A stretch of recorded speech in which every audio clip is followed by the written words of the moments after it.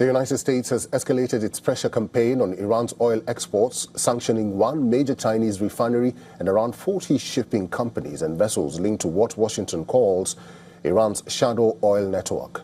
The refinery is Hengli Petrochemical, Dalian, one of China's largest independent oil processors. The U.S. Treasury has sanctioned Hengli Petrochemical Dalian refinery, which has a capacity of about 400,000 barrels per day.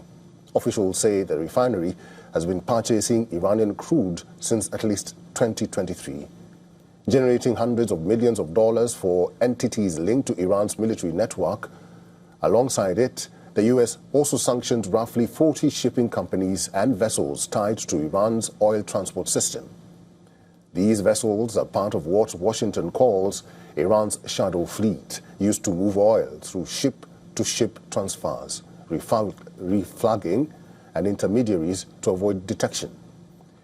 The goal, according to the U.S. officials, is to create a financial stranglehold on Iran's oil exports by targeting buyers, shipping networks, and facilitators. China remains Iran's largest oil customer, with estimates suggesting it takes over 80% of Iran's exports. Much of this trade flows through independent Chinese refiners known as teapot refineries, which account for about 1/4 of China's refining capacity and often rely on discounted crude.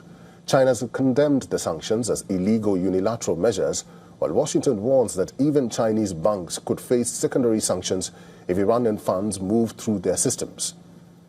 The move comes just ahead of another round of U.S.-Iran diplomatic talks, raising tensions further.